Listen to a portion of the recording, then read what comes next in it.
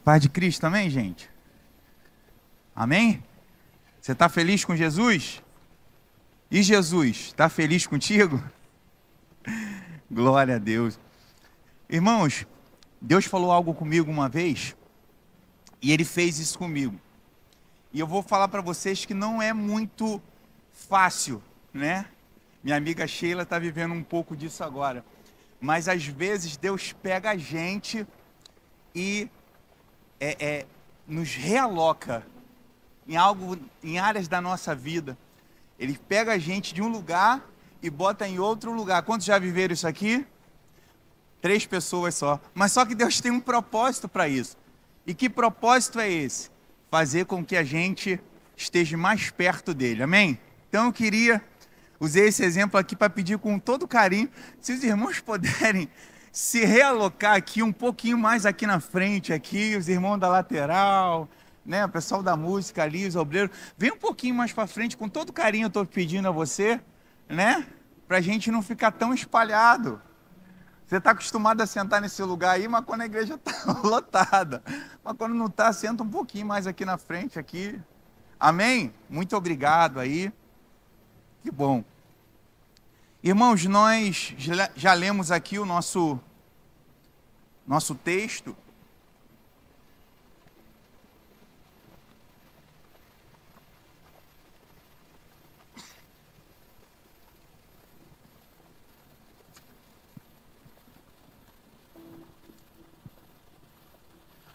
O nosso texto básico, né? Ou base. E o nosso texto áureo Leu também o texto áureo, Vaguinho? Eu não prestei atenção. Nosso texto áureo é o seguinte, está lá em 1 Timóteo, capítulo 1, versículo 15, que diz assim: esta é uma palavra fiel e digna de toda aceitação, que Cristo Jesus veio ao mundo, para quê? Para salvar os pecadores, dos quais eu sou o principal. Paulo está falando isso e se colocando como principal pecador e que absorveu, né, que tomou posse daquilo que Deus fez por ele, que Jesus fez por ele na cruz. Hoje a gente vai falar sobre essa lição 11. Lição 11 tem como título A prisão e o julgamento de Jesus. Eu particularmente, irmão, eu gosto muito de falar de Jesus. Eu gosto de falar de Jesus porque é uma história da Bíblia, central da Bíblia, que mexe comigo. Eu não sei se a história de Jesus mexe com você, mas quando eu falo de Jesus, eu entro novamente na história de Jesus, isso mexe com o meu coração. E eu queria estar vendo alguns pontos com você, você breve, texto básico, textuário já lemos. Aqui os objetivos da lição, irmão. Primeiro objetivo, discorrer sobre os 3 atos da paixão de Cristo. Daqui a pouquinho eu vou falar que são 4, mas a gente vai falar sobre os 3 primeiros atos da paixão de Cristo. Segundo, identificar os eventos ocorridos no Getsêmani e no Sinédrio judaico durante a prisão e julgamento de Cristo. E também entender que o conjunto desses acontecimentos fazem parte das profecias. Agora vocês vão ler como o meu amigo falou ali, responsivamente. Eu li até aqui, agora vocês vão ler essa palavra aqui bem fácil, no 3. 2, 3.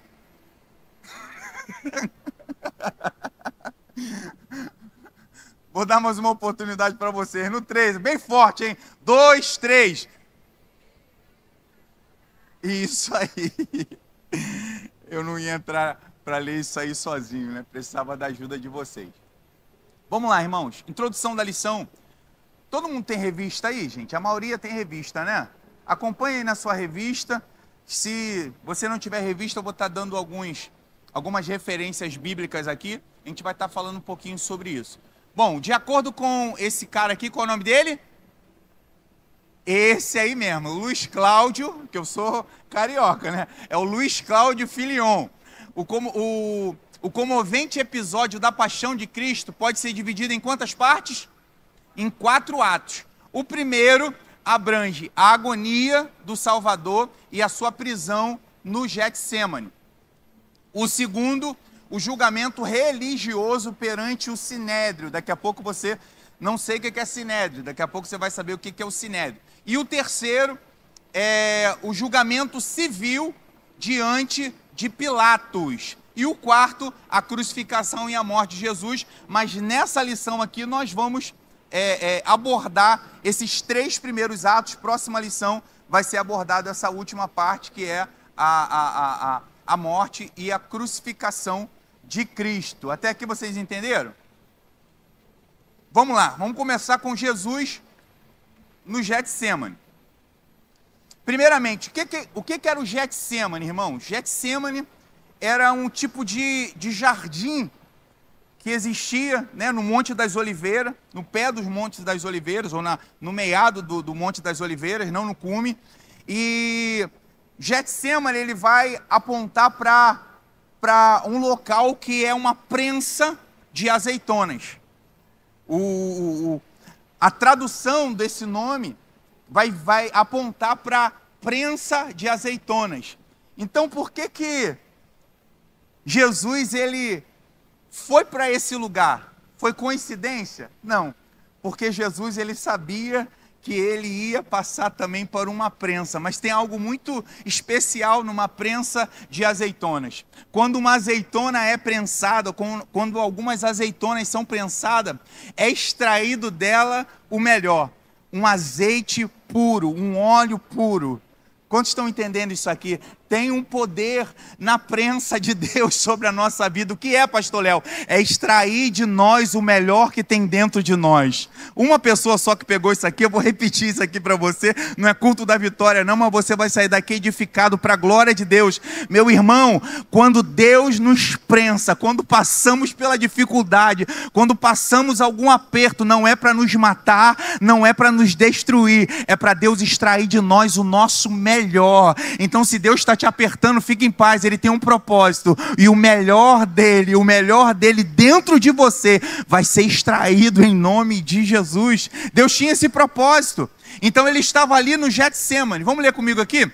O jardim do Getsêmani era um recinto cercado, situado em um olival, onde provavelmente havia uma prensa de azeite, e naquela prensa azeitonas eram esmagadas até a obtenção do óleo.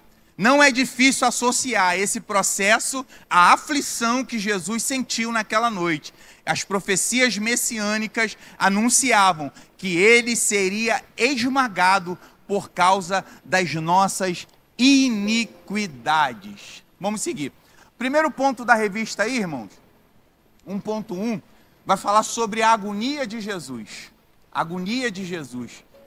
Uma agonia extrema que ele viveu pré-aprisionamento. Antes de ser preso, antes de passar por tudo que ele passou, ele era Deus. Ele era Deus e ele sabia o processo que ele estava entrando. Então, uma profunda agonia, né, por saber por tudo aquilo que ele ia passar, veio sobre a vida de Jesus. E nos evangelhos destacam-se 2 fatos importantes no jardim do Getsêmani: a intensa agonia de Jesus pelo sofrimento iminente e a sua prisão, que consolidou a traição de Judas Iscariote. Uma das coisas que eu queria destacar aqui nessa agonia de Jesus, que a Bíblia ela vai nos falar que a agonia era tão profunda, tão grande, que ele suou sangue. Quantos já leram isso na Bíblia? Está lá, está escrito lá. Ele passou por um processo tão grande de estresse, de agonia, que ele suou gotas de sangue. Eu já falei uma vez aqui, talvez você não tenha escutado, mas eu ouvi o testemunho de um cantor chamado Juliano Som. Ele é coreano e ele fala de um amigo do seu pai, né? Um coreano, e você sabe que, né, japonês, coreano, chinês, são pessoas muito clarinhas, né, muito branquinhas. E esse homem ele foi acometido de uma doença, foi diagnosticado com um câncer, e ele precisava remover esse tumor. Só que quando foram fazer alguns exames nele, foi descoberto que ele nunca tinha feito cirurgia, nada, foi descoberto que o seu organismo não aceitava anestesia. A anestesia nele não funcionava, ou seja, ele teria que tomar uma decisão, ou ele não passaria por aquela cirurgia e esperaria aquele tumor ir se desenvolvendo até a sua morte, ou ele tomava a decisão de passar por uma cirurgia de remoção de um tumor a sangue frio. E foi justamente o que ele escolheu. Ele passou por aquele processo, aquela cirurgia, e sentindo dores assim extremas, e Juliano Som ele vai falar que no final daquela cirurgia, aquela pessoa branquinha, ela estava negra, escura, de tanto que ela havia suado sangue. Só para você ter ideia, irmão, do tamanho da agonia que Jesus sentiu para poder suar sangue. A dor que ele sentiu, o estresse emocional que ele passou para que pudesse suar sangue. Só que eu sempre falo isso quando ministro sobre cruz, sobre a crucificação de Jesus. Ele tinha um objetivo. E toda vez que ele, talvez na sua humanidade, falava, eu vou desistir, ele olhava e falava, não, eu não posso desistir por causa do pastor Léo. Eu não vou desistir por causa do pastor Tuninho. Eu não vou desistir por causa do Digão. Tem alguém que eu preciso passar por tudo isso para que ele seja salvo. E esse alguém está aqui glorificando o nome do Senhor, porque por causa do seu sacrifício, hoje nós estamos aqui glorificando o seu nome. Amém? Glória a Deus. Glória a Deus. Segundo, o objetivo de estar ali. Ali aonde? No Getsemane, irmão. Por que Jesus estava ali? Se você ver aí na sua lição, a primeira parte do 1.1.1 vai dizer assim: ao chegarem ao lugar afastado, Jesus revelou aos 3 discípulos que a sua alma estava profundamente triste, numa tristeza mortal, numa tristeza mortal, e ele sabia dos sofrimentos iminentes, ou seja, que estava próximo a acontecer, e consecutivos que enfrentaria: a prisão, os maus tratos e a crucificação. Agora escute isso aqui, irmão. O peso maior que recaía sobre os seus ombros, no entanto, era o fato de que por um momento ele se faria pecado por nós e sentiria o abandono do Pai. Irmão, ele sabia que ia ser chicoteado, ele sabia que ia ser crucificado, ele sabia que ia apanhar, que iam cuspir nele, que iam maldizer ele, mas o que mais mexia com o nosso Jesus humano era saber que o pecado de toda a humanidade estaria sobre ele, e o Pai, nesse momento, se afastaria dele, por causa do meu pecado e do seu pecado. Essa era a maior agonia do Senhor, essa era a maior tristeza do Senhor, tanto que como humano, irmãos, ele vai fazer uma oração no Getsemane. Ele vai falar assim: Pai, se possível for, afasta de mim esse cálice, sem que eu tenha que beber. Aí ele lembrou de novo da gente, e falou assim: mas que não se faça a minha vontade, mas que se cumpra em mim a tua vontade, que se cumpra em mim o teu querer, que se cumpra em mim todo o teu propósito. Você pode dizer glória a Deus por isso? Aí nós vamos falar, Jesus, ele não pôde contar nem com os seus discípulos, porque se você ler a história, ele vai subir com Pedro, Tiago e João, e vão pedir a eles: olha, fiquem aqui e velem por mim, orem junto comigo, segura firme aqui na vigília junto comigo. E ele foi orar, quando voltou estavam os 3 dormindo. E ele voltou e falou: olha, pelo amor de Deus, vamos fechar, fecha aqui comigo, vamos orar, vamos buscar, o negócio vai ficar feio daqui a pouco. Mas eles não entenderam, porque quando Jesus foi para lá novamente orar, separadamente, eles voltaram a dormir. Tá com sono também, pastor Tuninho? Pastor Tuninho deu uma abertura de boca. Mas o Senhor tá despertando agora. Brincadeira com o Senhor, tá, meu pastor? Não me disciplina, não. E o Senhor, ele vai novamente orar, e eles estão ali dormindo. E isso me chama a atenção, porque às vezes, irmãos, diante de tantas coisas que nós estamos vivendo, nosso pastor ontem, é que eu estou perdido no tempo, ontem na Santa Ceia aqui, você que veio para a Santa Ceia, você viu ele falando, e ele está sempre batendo nessa tecla, que nós precisamos nos posicionar. O que é se posicionar, irmão? É a gente se manter alerta, se manter atento, o que está acontecendo. E ele falou algo: não adianta só orar, e é justamente essa orientação que Jesus dá para os seus discípulos: vigiai e orai. E eles oraram um pouco, mas dormiram.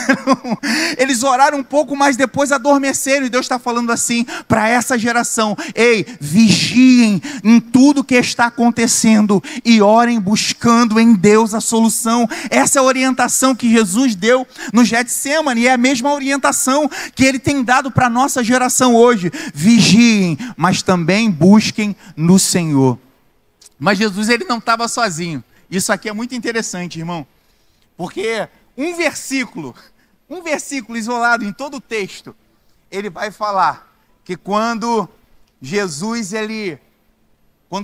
está no seu momento de maior agonia, Lucas capítulo 22, versículo 43, vai dizer: e apareceu um anjo do céu e o fortalecia. Apareceu um anjo do céu e o fortalecia. Se você ver aí na sua lição, vai dizer que um anjo foi confortá-lo. Escute isso: os anjos haviam anunciado o seu nascimento. Lucas capítulo 2, versículo 8 e 9. Os anjos vieram assistir Jesus lá em Lucas capítulo 4 e versículo 11, quando ele passa pela tentação, e depois daqueles 40 dias, os anjos vieram servir ele. E nesse momento de maior agonia, um anjo vem para poder estar com ele. E aqui eu aprendo algo tremendo, irmão, que nós nunca estamos sozinhos. Uma pessoa só que recebeu esse aqui e deu um aleluia. Catuca o teu irmão e fica ligado, irmão. Deus está falando contigo. Porque nós nunca vamos ficar sozinhos. Deus, ele vai sempre estar conosco. O seu Espírito sempre vai estar conosco. Que dia, pastor? Dia sim, dia não? Segunda, quarta e sexta? Terça, quinta e sábado? Não. A palavra nos garante, Mateus capítulo 28, versículo 20. Ensinando-os a guardar todas as coisas que eu vos tenho mandado, e eis que estou convosco todos os dias, até a consumação dos séculos. Só quem tem a certeza que o Senhor está com você aí, meu irmão, levanta a tua mão e glorifica o nome dEle. O Senhor está contigo, amém? O Senhor está contigo, amém? Então por que você está pensando em desistir? Não desiste não.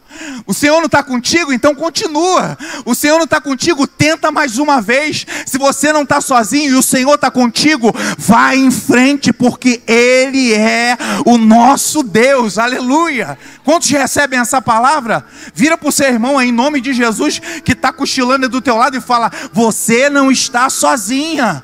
Você não está sozinho. Deus está conosco. Aleluia. 1.2, a prisão de Jesus.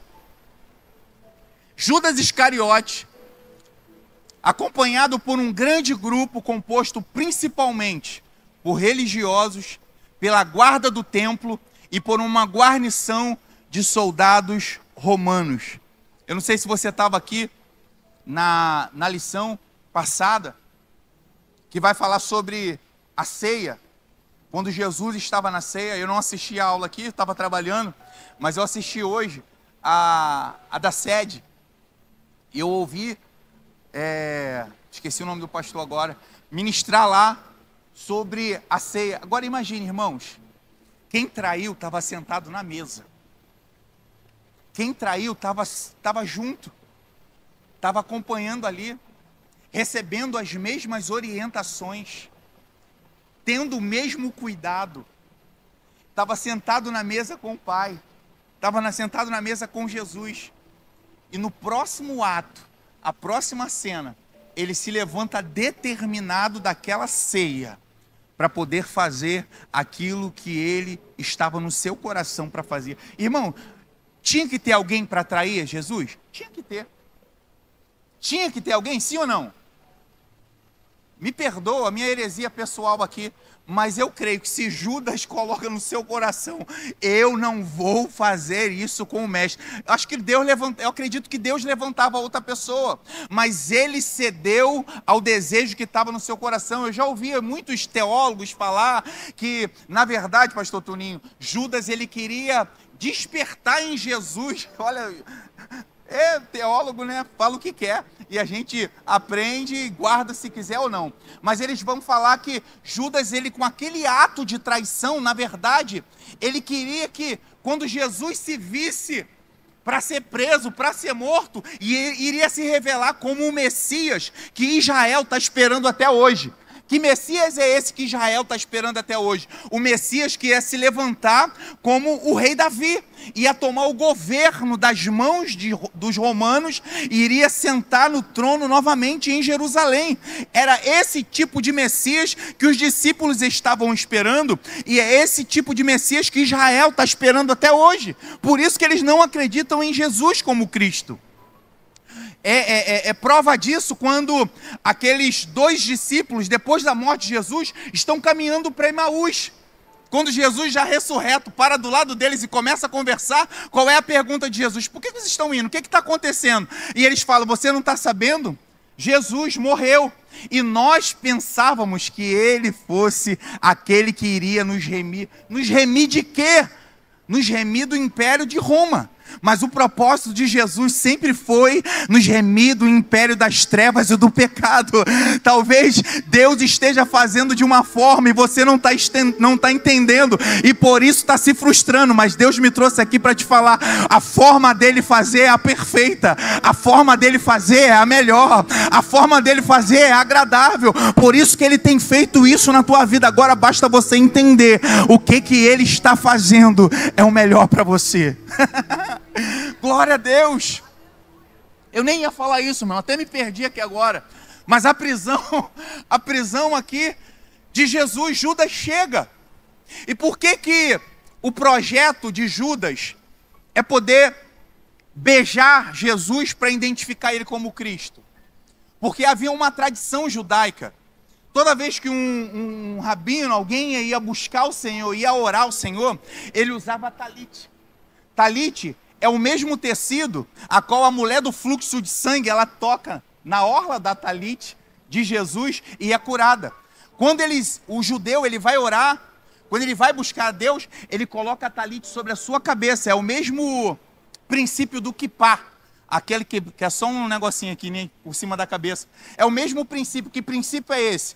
Deus está acima de todas as coisas. Esse é o princípio do judeu. Quando ele coloca aquilo ali, ele está dizendo, eu não sou nada, quem é maior é Deus. Então ele estava com aquele kippá, e provavelmente todos os discípulos que estavam com Jesus, estavam também com o kippá. Qual era a orientação de Judas? Olha só, eles vão estar orando, vocês não vão conhecer ele vai estar, provavelmente vai estar todo mundo de kippá. Quando eu chegar, eu vou beijá-lo. E para mim beijar ele vai ter que tirar o kippá. A talit, perdão. Ele vai ter que abaixar a talit. E aquele que eu beijar, vocês vão saber que aquele ali é Jesus. Pode prendê-lo. Então, o propósito daquele beijo, um dos propósitos daquele beijo, pelo menos foi o que eu busquei e estudei um pouquinho, era esse. Para que ele pudesse beijar Jesus, ele teria que descer a sua talit. E ele fala, aquele a quem eu saudar com um beijo, aquele é o Messias, ou aquele é Jesus, prenda-o. Agora a pergunta que o autor da revista, pastor Gilmar Vieira Chaves, colocou aqui no próximo tópico é interessante. Porque a pergunta é: Jesus foi preso ou se deixou prender?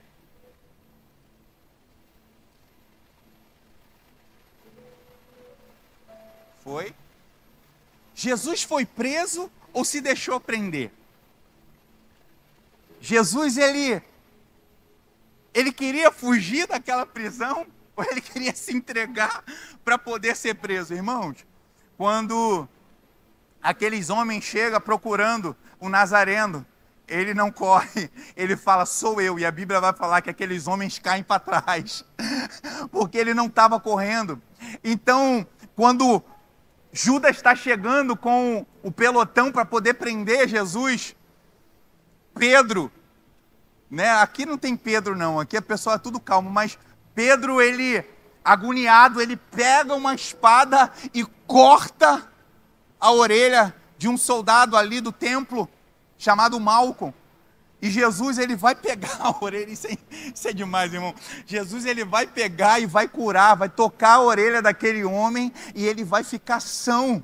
E ele vai falar, olha o que Jesus vai falar para Pedro. Pedro, se eu quisesse proteção, eu pediria ao Pai e ele me mandaria 12, deixa eu ver a palavra certa aqui.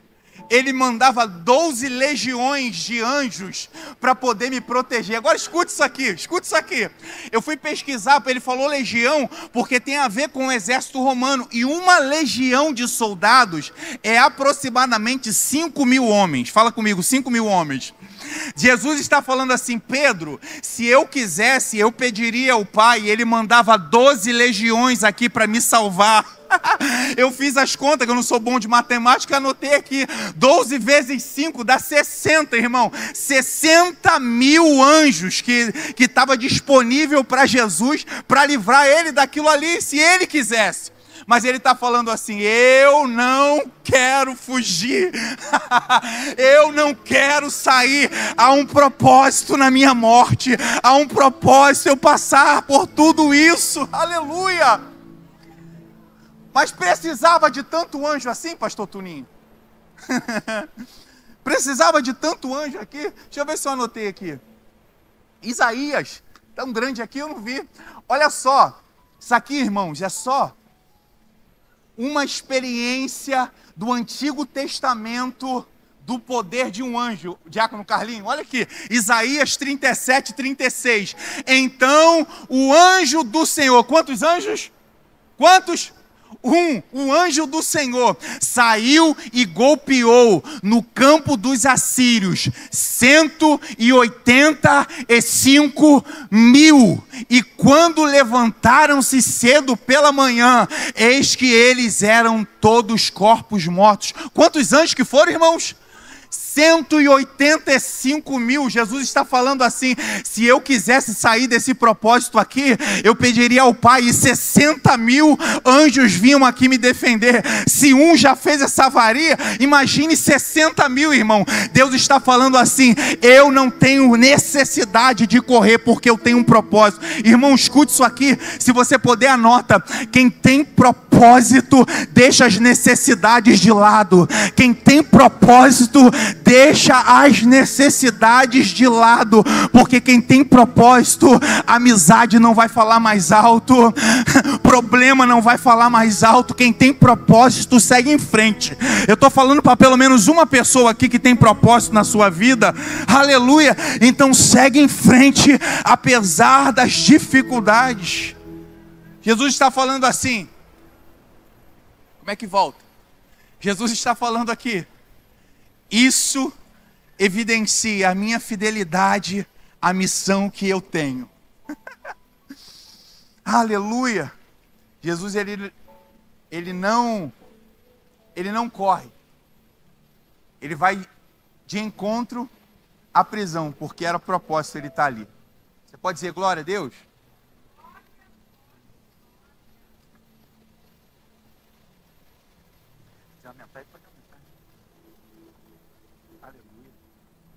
Ministrar com tecladinho aqui é outro nível, né? Vamos partir aqui para os julgamentos, irmão. Julgamentos.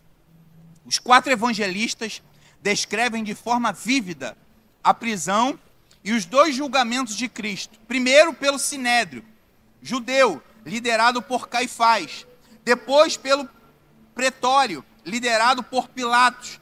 Esse duplo processo ressalta as duas facetas do caráter messiânico de Jesus. O Sinédrio o condenou como filho de Deus, enquanto o tribunal romano o rotulou como rei dos judeus. A primeira parte do julgamento é caracterizada por precipitação, parcialidade e notáveis irregularidades. Pilatos evitou assumir o papel de juiz que os judeus queriam impor. Então vamos lá para os julgamentos. Eu coloquei, está bem ruim a imagem aqui, mas eu vou ler para você aqui, justamente os três julgamentos religiosos que Jesus teve. O primeiro julgamento religioso, não sei se você vai conseguir enxergar daí, aqui na primeira coluna. O primeiro julgamento religioso, depois que Jesus foi preso, primeira pessoa que levaram Jesus, levaram em Anás. Quem é Anás? É o ex-sumo sacerdote, sogro de Caifás. Ah, mas ele não era sumo sacerdote, mas tinha ainda autoridade sobre aquele povo. Quem é sumo sacerdote nunca deixa de ser sacerdote. Quem é pastor nunca deixa de ser pastor. A autoridade, a unção vai continuar sobre a vida dele. Então ele está ali e as pessoas vão lá procurar ele para poder... O que nós vamos fazer? Nos dá uma direção. O que nós vamos fazer? E esse sumo sacerdote, ele... está lá em João capítulo 18, do 12 ao 23, essa história, não fala muito sobre isso, mas não tem nenhuma acusação específica, eles estão ali buscando acusar Jesus de algo que Jesus não fez. Legalidade, na verdade foi ilegal, sem jurisdição, realizado à noite, sem acusações, sem testemunhas e abusado durante o julgamento. Esse foi o primeiro julgamento que Jesus teve. E foi considerado culpado de irreverência e enviado a Caifás. Caifás, sim, é o atual sumo sacerdote naquela época. E ele é membro do Sinédrio também, ou líder do Sinédrio. Está lá em Mateus e em Marcos também. Se você quiser depois, irmão, pode me pedir. Eu te passo a lição inteira, se você quiser conferir, tivesse interesse. Ele afirmou ser o Messias. Essa foi a acusação de Caifás para Jesus. Por que ele está sendo acusado, Caifás? Ele afirmou ser o Messias, o Filho de Deus, o que eles consideravam blasfêmia. Escute isso aqui, irmãos. Eu passei ali pelo primeiro sumo sacerdote, Anás, mas quem é esse camarada? Alguns historiadores vão falar que ele era o responsável por aquelas bancas de venda no templo a qual Jesus tinha virado. Quando Jesus ele entra no templo, fala: vocês estão fazendo a casa do meu pai de comércio, e quebra tudo. A Bíblia vai dizer, não sou eu não, a Bíblia vai dizer que a partir daquele momento, eles, os religiosos, procuravam uma ocasião para matar Jesus. Então quando Jesus ele joga no chão aquelas mesas, ele está atingindo diretamente essa família aqui. A família de Caifás, de Anás, perdão. E o que em suma acontecia nessa venda, irmãos? Era um suborno. Tudo muito diferente do que é hoje, né, irmão? Tudo muito diferente do que é hoje. Mas era um esquema terrível de corrupção. Porque eu ia para Jerusalém adorar.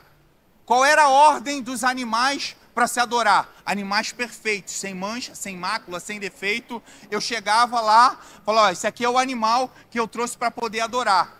Eles olhavam e falavam: não presta. Como assim não presta? Não presta. Esse animal aí não presta. Você vai ter que comprar um animal aqui com a gente para você poder adorar. Deixa esse aqui e pega um animal. O cara ia lá, comprava um animal novo, pegava ali, dava o lucro para eles e saía. E esse animal aqui que não prestava, jogava fora? Não. O próximo que vinha que era condenado, aquele animal que era o bom. Você não, fica com esse aqui que é o bom. Mas qual é esse aqui? Esse aqui foi o que o cara deixou ali atrás, que não era bom, mas agora é bom, agora está valendo. Então esse era o esquema de corrupção que Jesus denunciou. Então ele bateu de frente diretamente com Anás e Caifás. A terceira etapa do julgamento de Jesus foi diante do Sinédrio. O que é o Sinédrio? Era a cúpula religiosa. A cúpula religiosa. Antes de Jerusalém, dos judeus estarem escravizados pelos romanos, eles tinham autoridade, segundo a lei, para fazer o que eles bem entendiam. Ah, errou, apedreja. Ah, é dente por dente, olho por olho, faz, executa. Só que com o Império Romano agora subjugando Israel, os líderes religiosos não tinham mais esse poder. Então Jesus ele passa pelo ex-sumo sacerdote, passa pelo sumo sacerdote e passa pelo sinédrio. A acusação é a mesma. Ele dizer, e por fim no sinédrio, ele continua e Jesus ele vai falar, sim, eu sou o Filho de Deus. Pronto, acabou. Isso aí foi a blasfêmia total para aqueles homens a qual queriam matar Jesus. Só que eles não tinham autoridade de matar. Então o que eles vão fazer? Eles vão levar Jesus para o julgamento civil. Olha o que eu falei aqui, a pena de morte só poderia ser executada com autorização do governante romano, que na época era Pilatos, que estava em Jerusalém na ocasião. Deixa eu beber uma aguinha aqui.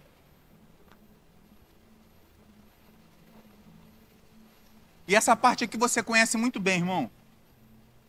Jesus é levado pelos religiosos diante de Pilatos. Pilatos falou assim, eu não estou vendo nada que eu possa acusar e condenar esse homem à morte. Vocês estão de brincadeira. Pilatos percebeu que a maioria das acusações eram religiosas e que não tinha nada a ver com a conduta que Jesus tinha diante da cidade. Então o que ele faz? Olha só, ele é galileu, manda ele lá para Herodes. Herodes é rei ali daquela região. Então Herodes que se vire lá e se ele quiser condenar, ele condena. Então eles chegam com Jesus para Herodes. Só que Herodes, ele tinha muitas questões para perguntar para Jesus. Só que a Bíblia vai falar que ele não falou nada. E isso irritou Herodes. O que Herodes, resumindo, tá, irmão? O que Herodes vai fazer? Vai colocar uma roupa reluzente nele e vai falar, e o rei de vocês aí, manda para Pilatos novamente. Quando Jesus ele chega diante de Pilatos novamente, a intenção de Pilatos não é condenar Jesus. Até porque a sua mulher vai orientar ele, não faça nenhum mal para esse camarada. E ali ele coloca aquilo no teu coração. Só que os religiosos começam a incitar o povo a pedir a morte de Jesus. Quantos estão aqui comigo ainda? Diga amém. Eles começam a incitar a morte de Jesus. Pilatos tem uma grande ideia. É de costume aqui de vocês, perto da Páscoa, liberar um condenado.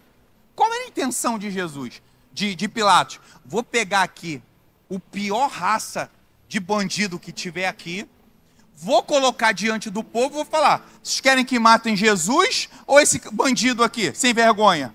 Com certeza eles vão escolher o bandido e vou liberar Jesus e vou me livrar dessa. Quando ele pega Barrabás e coloca diante do povo, vocês querem que matem Jesus ou querem que mate Barrabás? E o povo, incitado por aqueles religiosos, com um interesse, com uma parcialidade, uma ideia parcial, individual do que era, o que eles tinham que fazer, o povo acaba clamando para soltar Barrabás. E você sabe que Jesus ele é condenado à morte. Pilatos ele também não fica com esse peso e ele pega uma bacia de água e fala, eu lavo as minhas mãos. E ele fala algo que é um decreto no reino espiritual. E ele fala que o sangue desse inocente recaia sobre vocês e sobre os seus filhos. E até hoje, nós vemos as guerras a qual Israel enfrenta e como o sangue é derramado, porque eles mataram o Filho de Deus, Só que eles têm algo muito interessante. Apesar de tudo, eles são as meninas dos olhos de Deus.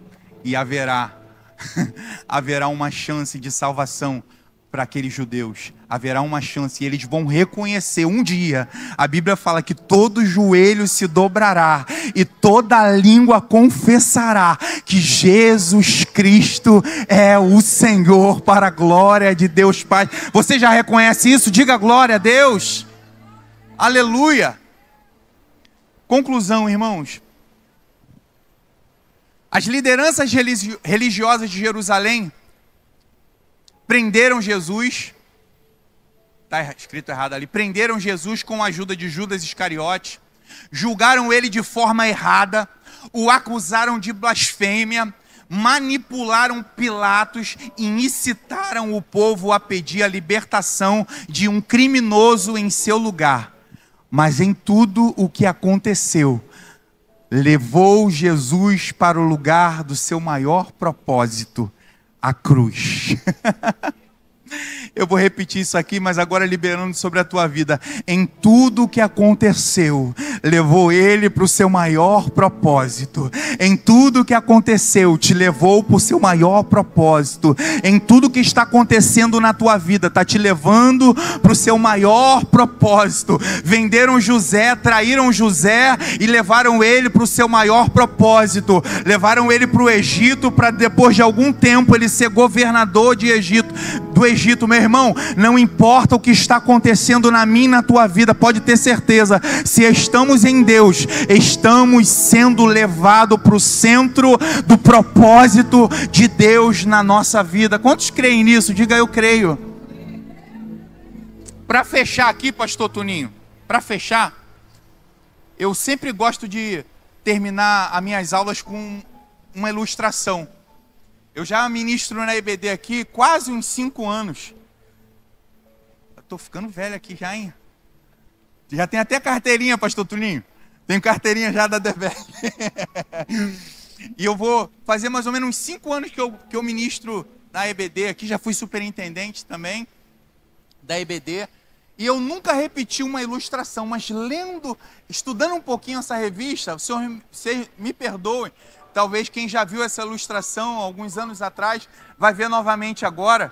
Eu sempre peço, né, quando eu vou mostrar essa ilustração, é uma cena forte, né? Se você vê que não tem condições de ficar olhando, não tem problema, só escuta, abaixa a cabeça, porque realmente é algo forte, algo que pode mexer contigo. Aí, porque essa hora, eu já estou aqui já, né? Essa noite está pedindo um hambúrguer, pastor Toninho. Qual é a ilustração que eu vou liberar sobre a tua vida hoje, meu irmão? Eu quero montar um hambúrguer aqui contigo, né?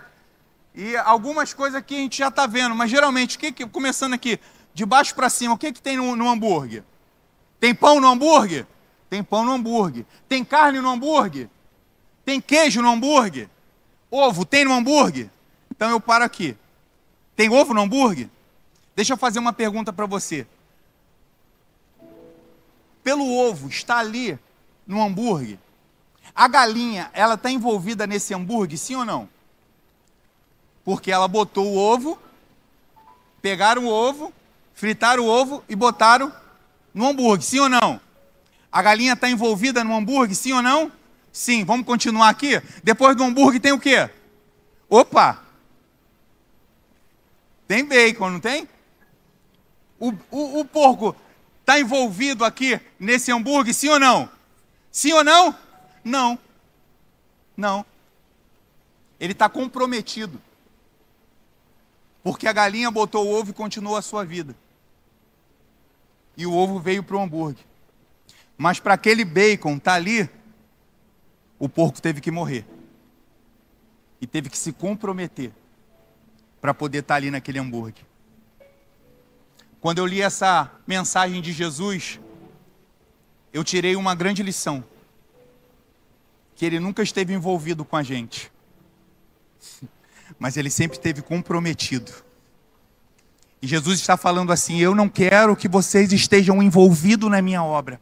Eu não quero que vocês estejam envolvidos em amar pessoas. Eu não quero que vocês estejam envolvidos com a palavra. Eu não quero que vocês estejam envolvidos com as coisas do meu reino. Eu quero que vocês estejam comprometidos com o reino, comprometidos com a palavra, comprometidos com Jesus, comprometidos com o reino de Deus. É isso que o Senhor quer. Porque a palavra vai dizer que aqueles que perderem a sua vida por amor a Cristo, esses vão achar a vida e a vida eterna para a glória de Deus. Essa é a mensagem que eu quero deixar para você. Não temos que estar envolvidos em nada com o reino de Deus, mas devemos estar comprometidos com Ele até a morte. Se você recebe essa palavra, diga glória a Deus e aplauda o nome do Senhor aí. Que Deus te abençoe.